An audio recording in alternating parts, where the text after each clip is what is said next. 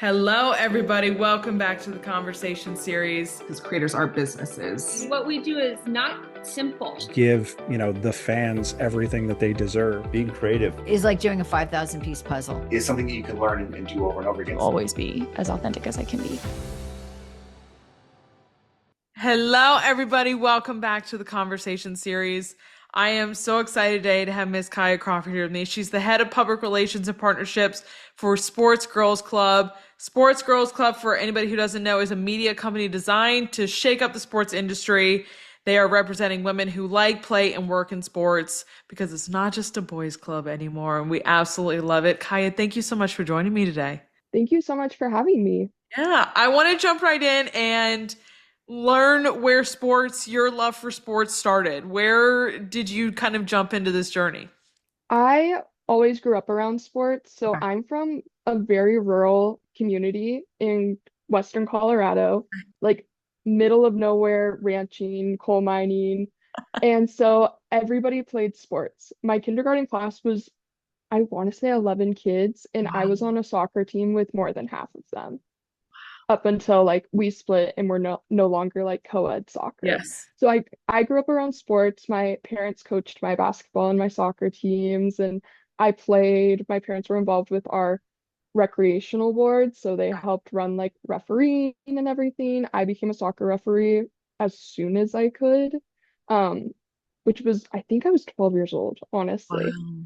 So I grew up just in soccer, in sports. I played sports until I was a junior in high school and decided that I didn't want to keep injuring my knees because I have really terrible knees.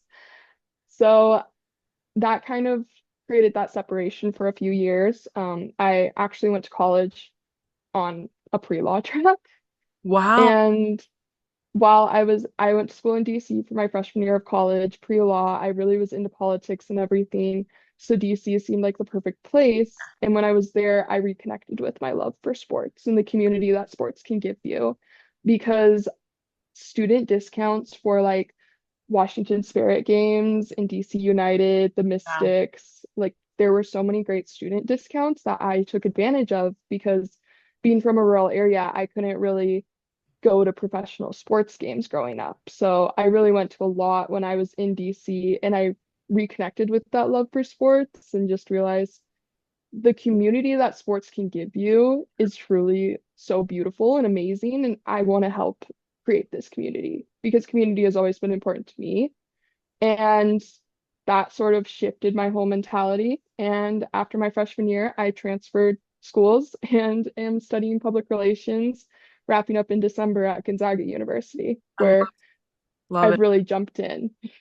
Love it. And even starting there, like what initially drew you to the intersection between sports and storytelling and all of that coming together? I definitely think that I've always been somebody who loves to tell a story.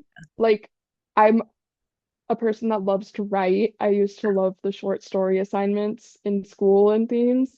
So telling stories was always second nature, and I love to yap. I'm a yapper. I love to be around people. I'm such a people person. So that intersection really just came being at these sports games. And when you're with a student discount, you're in like the fan section. Yeah. So you're meeting these people who have the most dire love for this team. Wow. Like they are there every weekend. They love this team so much. I remember standing my first ever Washington Spirit game. I was standing in like the standing section, like the fan section. And there's these people that come every single game to bang on the drums and make, they call it Rowdy Audi because it's Audi Field, and Yeah. I just love it. So being able to meet these people and hear their stories as fans was super cool. And I realized that our world revolves around storytelling. And that's what I really wanted to do is explore the stories of fans, of athletes, of Yeah. people behind the scenes who are making these amazing events that people love happen. Yeah. And that's sort of what drew me there, along with just the fact that that year I also really reconnected to sport thanks to like documentaries Yeah. and Netflix shows and all the things. So really just everything is storytelling, and being able to tell those stories is truly the privilege. There's been so many documentaries and Netflix. There's just a whole cat. Do you have a favorite one? I love Drive to Survive. Yes. Honestly, I love Drive to Survive. My Um, favorite. yes, I knew about Formula One and Okay. everything before Drive to Survive. Yeah. Like I would watch Monaco with my grandpa, but I was never a huge Formula One fan. I think it also had to do with the fact that I wasn't really connected to sports for a few years and everything. So watching Drive to Survive when I was stuck in my DC dorm in the middle of winter because the new season had just come out. Yeah. I had one final and it was the last day of finals, Oh, 4 days before Christmas, and all my friends had left. So I'm on Netflix. I see this thing and it's so dramatic. Like great work to yes. the team that puts together those trailers. And I'm like, okay, I'll watch the new season. And I was like hooked. So I had known about motorsport, but like Drive to Survive really connected me more to Formula Yeah. One. Do you have a team? Do you have a driver? You have a preference? I love the McLaren boys. I don't love McLaren, but I also, Okay. yeah, I love the McLaren boys, but McLaren makes some silly choices sometimes. And I do appreciate that they're letting them race this season. Yeah. Yeah. I do like that. Um, I really love Lewis. It's been really sad to see him at Ferrari and struggling a little bit more. Yeah. But I honestly, this is so funny. I love Lewis Hamilton more for, I knew him more for his advocacy work, same with Sebastian Okay. Vettel, Yeah. beforehand, because I was in a class and we were reading about their advocacy work and Okay. sports washing Yeah. and stuff. So I knew about them more from that before I started like becoming more invested in the sport. That's fantastic. And now, from reporting on NCAA basketball to heading PR at Sports Girls Club, how has your view of women in sports evolved over the last few years? That's a great question. I think growing up, I feel like I'm in such a good generation to be a like blossoming woman in sports, if that makes sense, Yeah. because I have so many more role models than somebody 5 years ago would have had. Because really, the reality is, when I was 10, when you look on the TV, you see Erin Andrews and maybe one or two other women on the TV during sports. And now you're able to see so many women in sports media specifically, but just in general. Like, I go to a game and I always point out, like, that athletic trainer, they have a woman on the sideline, they have a coach who's a woman. Like, that's so exciting. And I think just seeing that growth, even in the short time that I've really been in the industry, has been phenomenal to see. And also, my view of women in sports is just these are women who are working so hard every day, Yeah. but they're also the women who are going to give back to you whatever you put into them. And that's something that I love. Like, I had the privilege of being at the Spokane regional for March Madness, that UConn, USC, Yeah. yes, LSU, like literally dream come true growing up watching UConn women's basketball. And then I sat right behind their bench. That's awesome. And I dream come true to be able to see that and see like Paige and AZ. It was so good. But there were so many women there who were working so hard, and they were willing to take 5 seconds for me to just say like, hi, let's connect on LinkedIn. Let's do that. So let's, if you need anything, let me know. Oh, you're graduating in December. Well, we'll be hiring probably at this point. Just let me know if you need advice. So I love that women in sports, they're some of the hardest working people out there, because unfortunately in today's world where we're asked to name 5 players, we all have to work so Yeah. much harder to prove ourselves, and that's just unfortunate, but they're going to get back. because they want other women to succeed. Absolutely. I love, to your point as well, we're seeing so much growth. You're seeing WNBA expand, you're seeing the PWHL expand, you're seeing all these different sports and these women's teams expand. And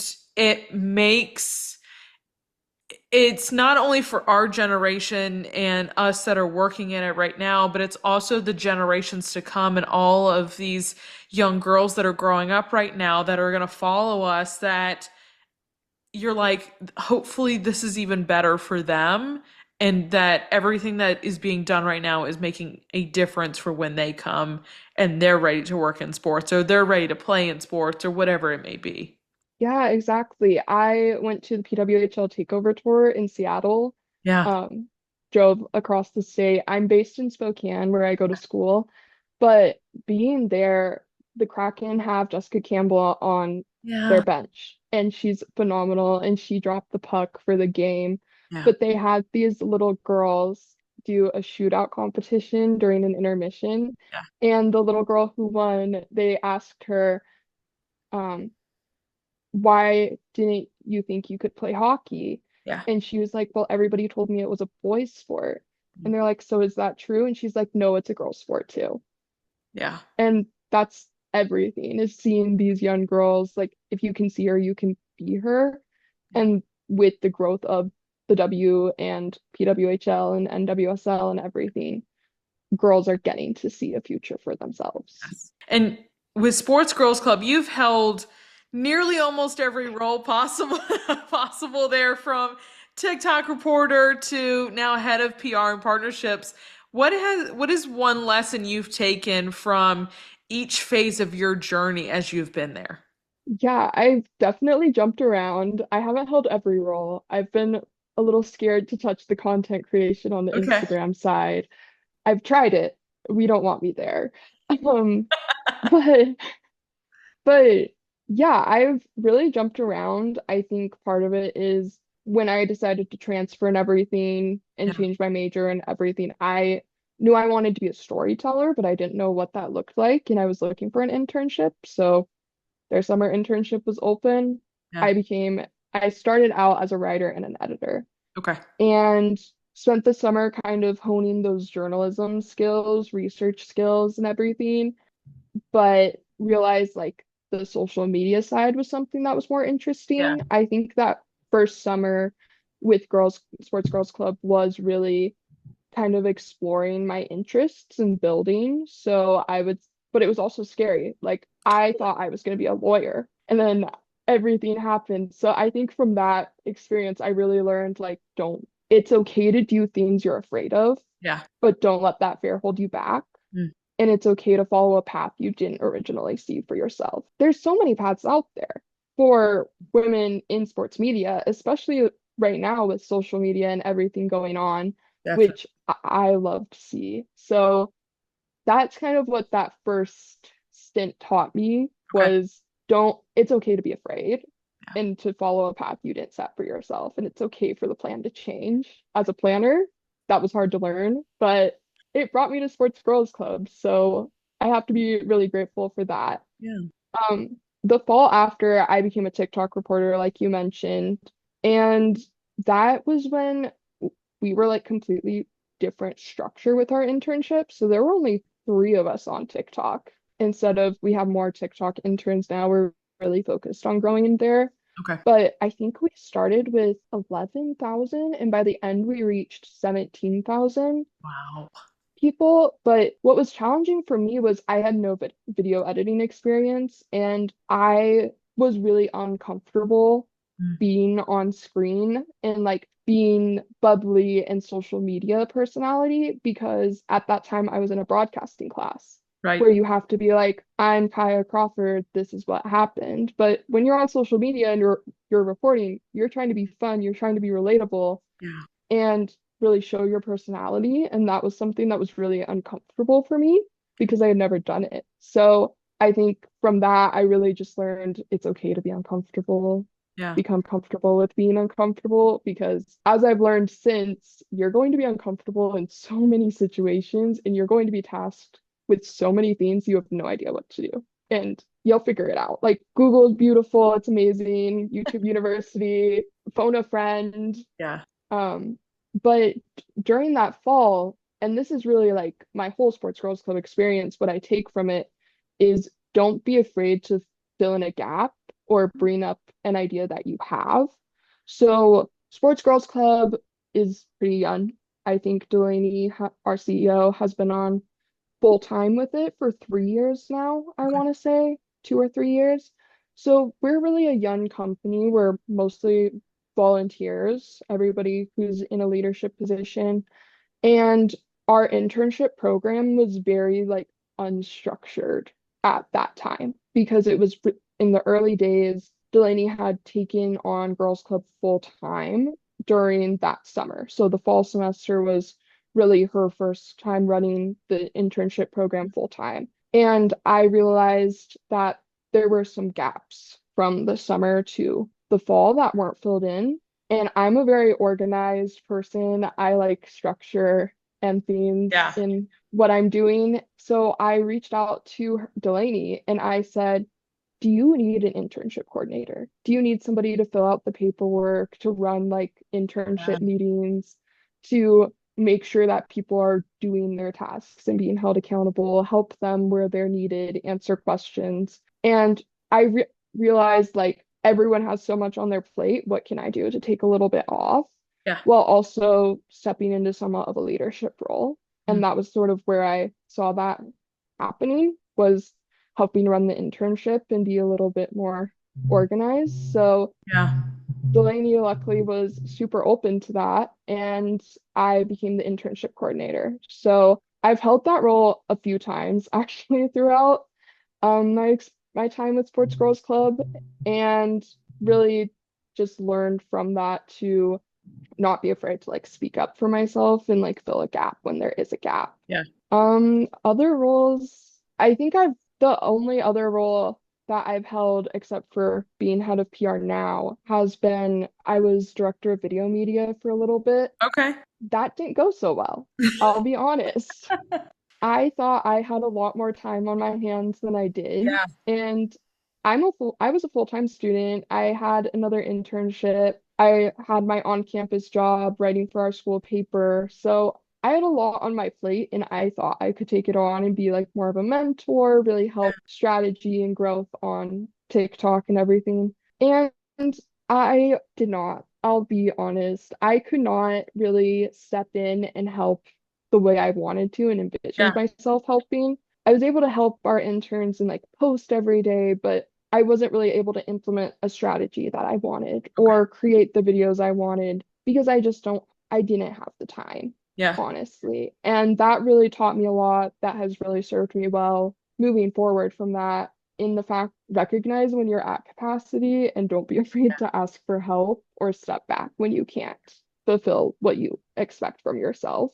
Absolutely. And we were able to grow, just not at a rate that was like desirable in my head. Like I feel like I didn't meet the goals I wanted to. I felt like I couldn't mentor as well. Yeah.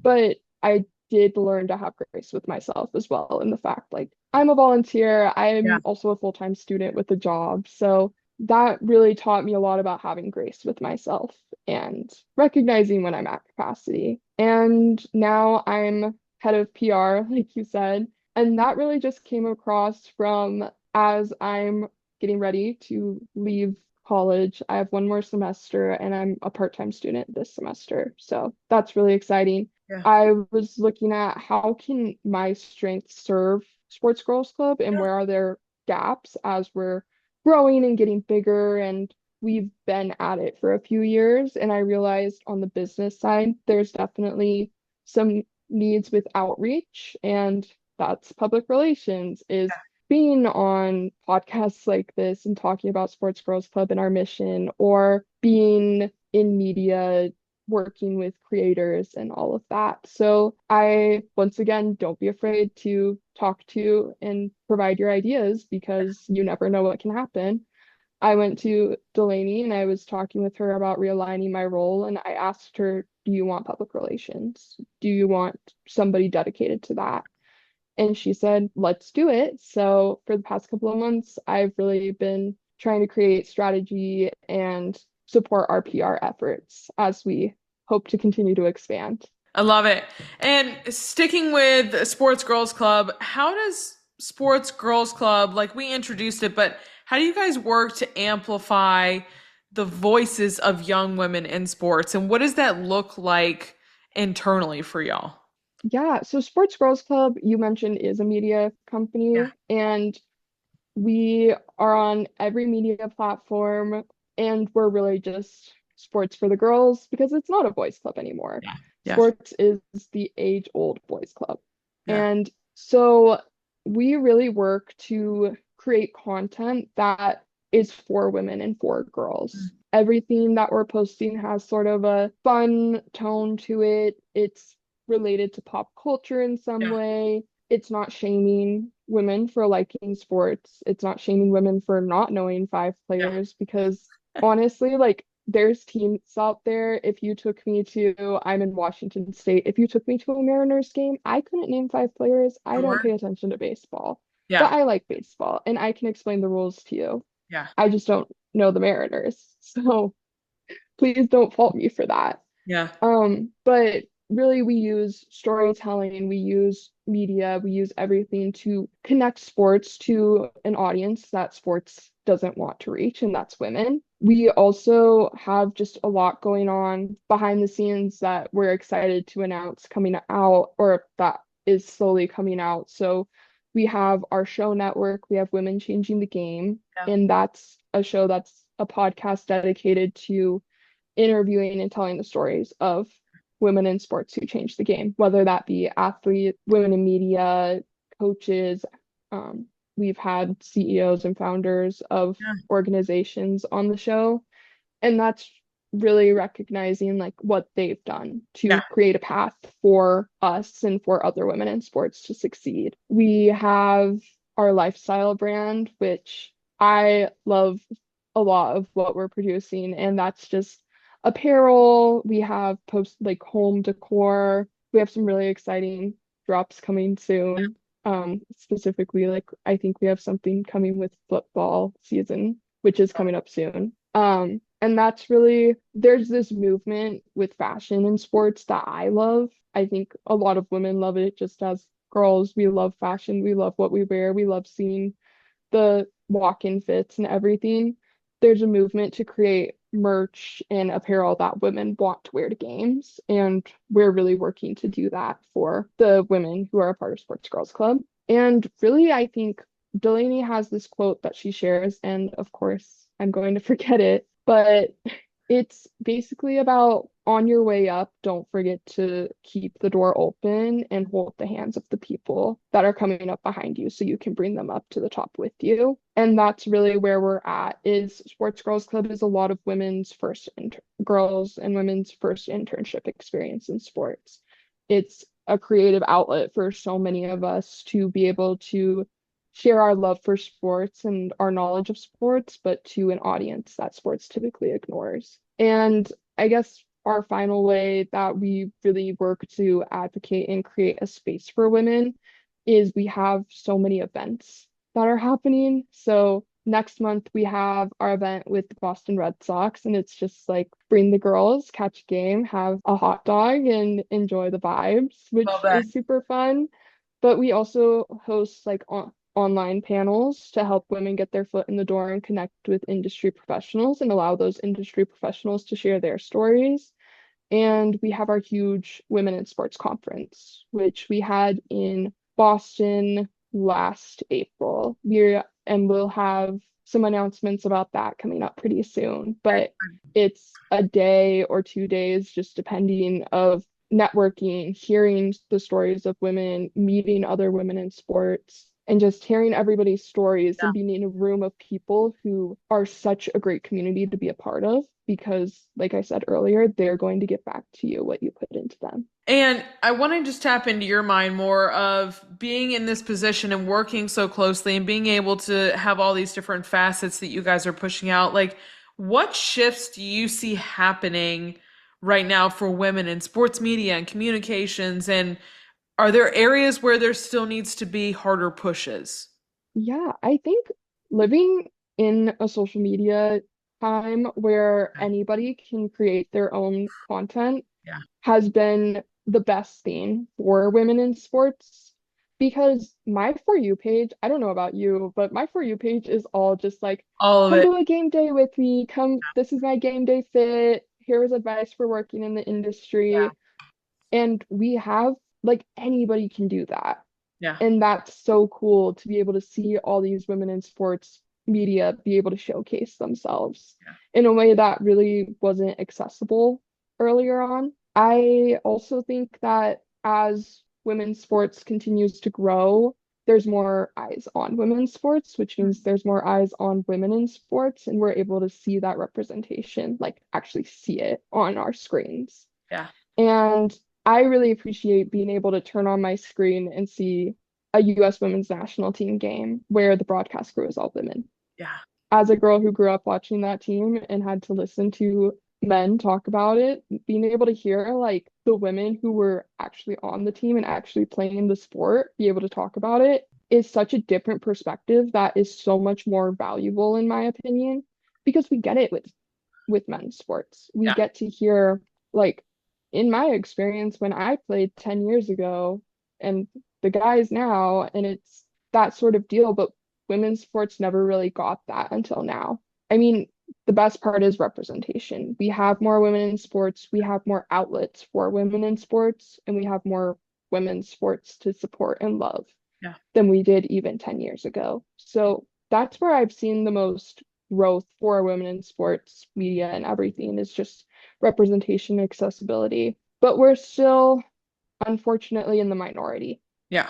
And that really just means that we need to be able to have room at the table. We need to be able to be in rooms where our name is welcome and our name is spoken instead of sitting on the sidelines. And that's partially a systemic thing, is just sports was always a boys' club. But I think as sports and women's sports continue to grow, we're going to see more women in leadership roles. We're going to see more women who own teams and who Yeah. want to employ women because so many women are fans of sport that at this point we need to have women behind the scenes making sure that we're meeting that fan demographic as well. Yeah.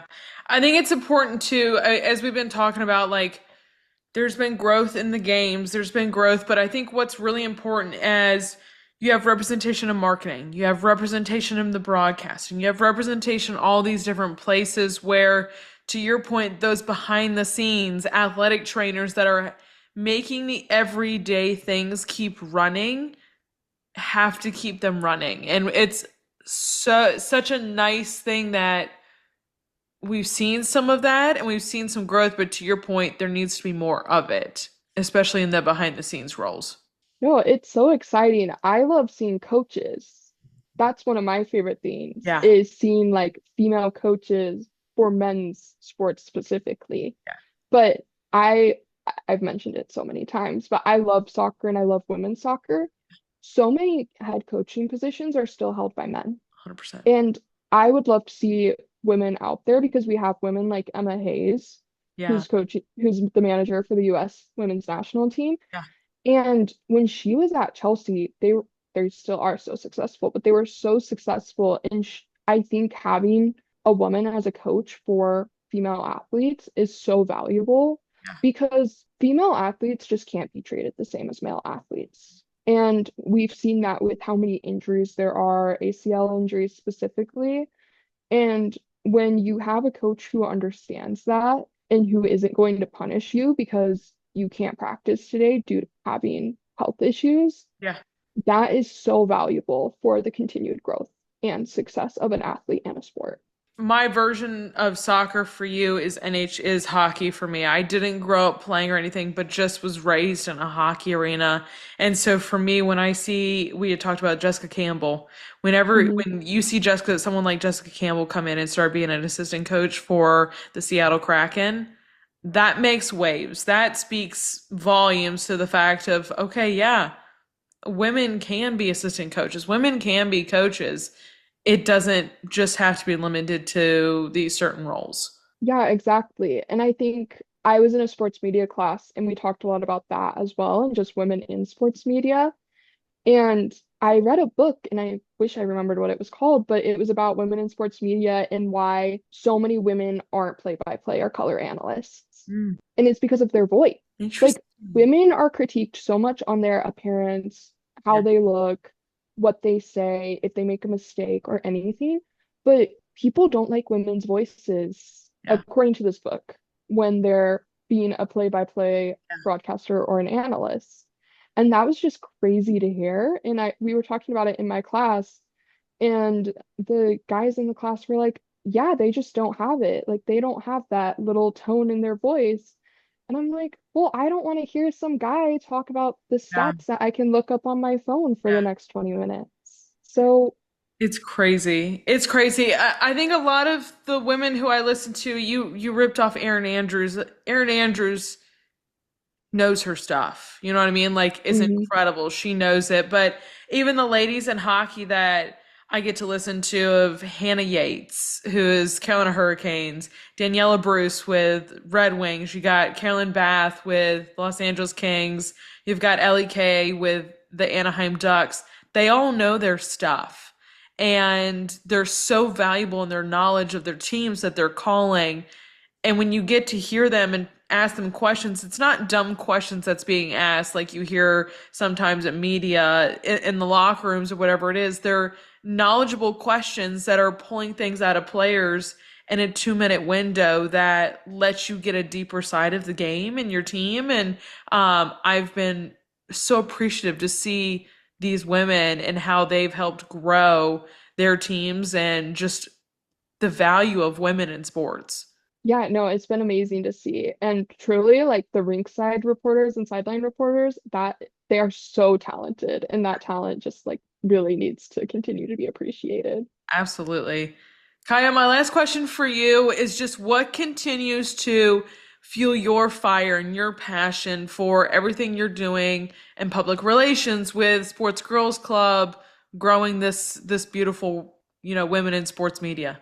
That is such a good question. And I think that a lot of it comes from the fact that I'm still so young, Mm, but I'm able to see the work that we are doing as a company and we're doing as a team to help inspire like the next generation. I get so many emails from girls in high school who want to know if they can intern for our company or want to know what they can do to get their start in sport. And that is what it's really all about, is creating a pathway and opening doors so that maybe I wasn't able to get something, but in 5 years when the next girl's graduating and trying to find a role that fits yeah. their love for sports and what they want to do, they're able to have that role because we as a company or as a team were able to create a place for them to feel represented, a place for them to feel safe in being a fan of sports, and just a space that celebrated who they were and the people that came before them in order to open those doors for them. Everybody at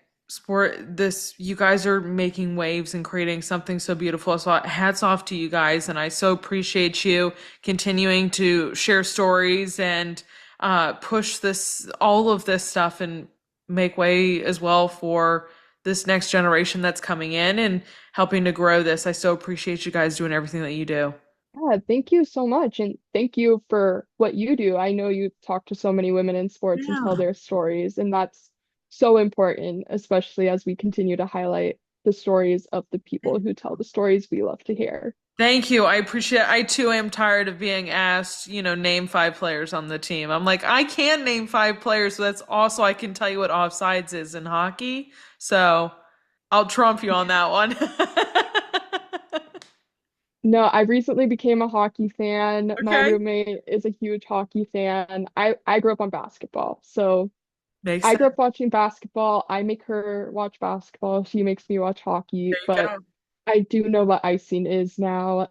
So, Love it. It's the small little things you pick up at, you just it takes time to learn the game, but I'm the same way. Like my dad played baseball but grew up watching hockey and football, and I'm still learning baseball. I'm still learning all the things about baseball. Yeah, I got lucky with that one. My younger brothers played, and I learned how to There you do go. their book when they were in Little League. So, There you go. There you go. It yeah, helps. It it helps. really does. Kai, I can't thank you enough for sitting down with me. You guys, I'm gonna have all of Kai's socials down below as well as Sports Girls Club. Please go give them a follow. Stay in touch with everything they're doing. Kaya, thank you, thank you, thank you for joining me. Thank you so much for having me. Yes, and as always, I will see you guys back here next time. Bye, y'all.